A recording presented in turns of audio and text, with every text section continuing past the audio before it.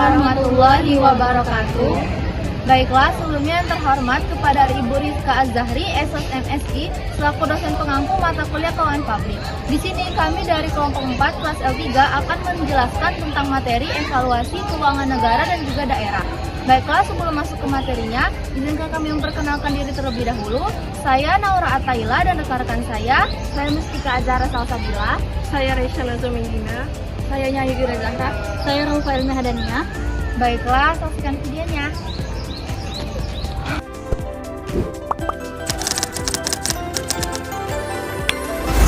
Baiklah, sebelum masuk ke materi utama, di sini saya akan menjelaskan terlebih dahulu kira-kira apa saja yang melatar belakangi materi kami pada hari ini.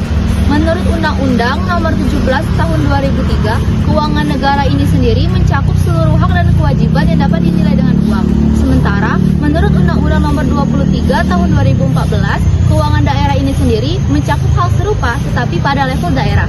Keuangan negara dan juga keuangan daerah ini sendiri memiliki peran penting dalam pemerintahan sehingga harus dikelola secara tertib dan juga akuntabel.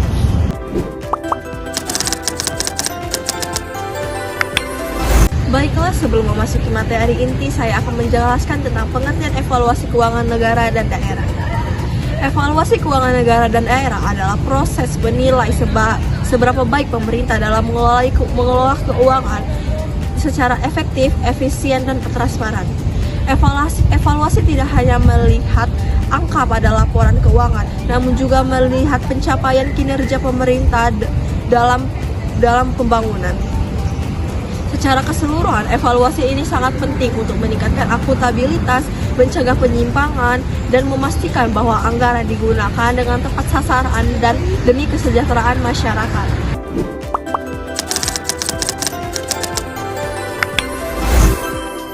Baiklah, pada evaluasi keuangan daerah, laporan keuangan daerah digunakan untuk menilai pemanfaatan sumber daya dan mempertanggungjawabkan penggunaan dana publik.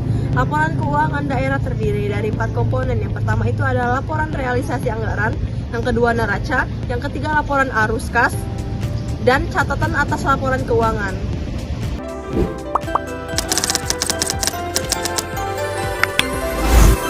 Baiklah, selanjutnya saya akan menjelaskan mengenai tujuan dari evaluasi keuangan negara dan daerah. Tujuan dari evaluasi keuangan publik ini adalah untuk memastikan APBN dan APBD dikelola secara efektif, efisien, akuntabel, dan transparan, serta menilai apakah dana publik ini digunakan benar-benar untuk kepentingan masyarakat serta menjadi dasar perbaikan fiskal untuk ke depannya.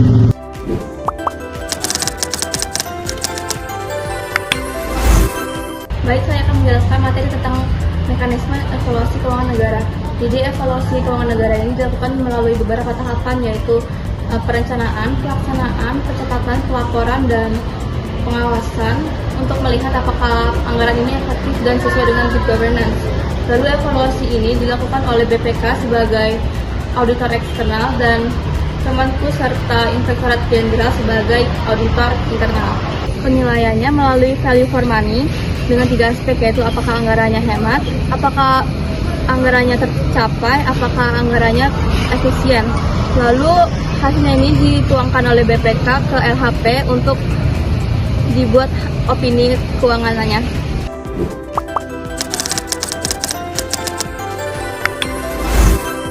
Baiklah, selanjutnya saya akan menjelaskan tentang manfaat dari evaluasi keuangan.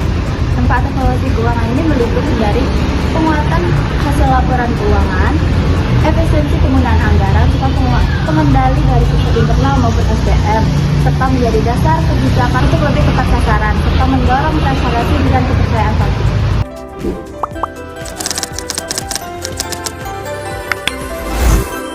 Baiklah, di sini saya akan menjelaskan studi kasus tentang dampak penurunan tarif PPN terhadap evaluasi keuangan negara.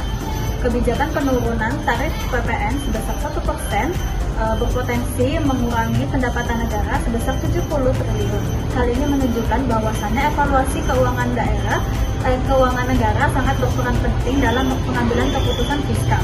Setiap pengambilan keputusan fiskal harus dikaji dengan efisien, efektif, dan ekonomi agar kebijakan fiskal tidak terganggu. Tanpa perencanaan yang matang, kebijakan ini justru dapat meningkatkan defisit anggaran pemerintah. Oleh karena itu, evaluasi keuangan negara sangat diperlukan sebagai alat pengendali pengambilan keputusan kebijakan agar tetap rasional dan sesuai dengan prinsip good governance.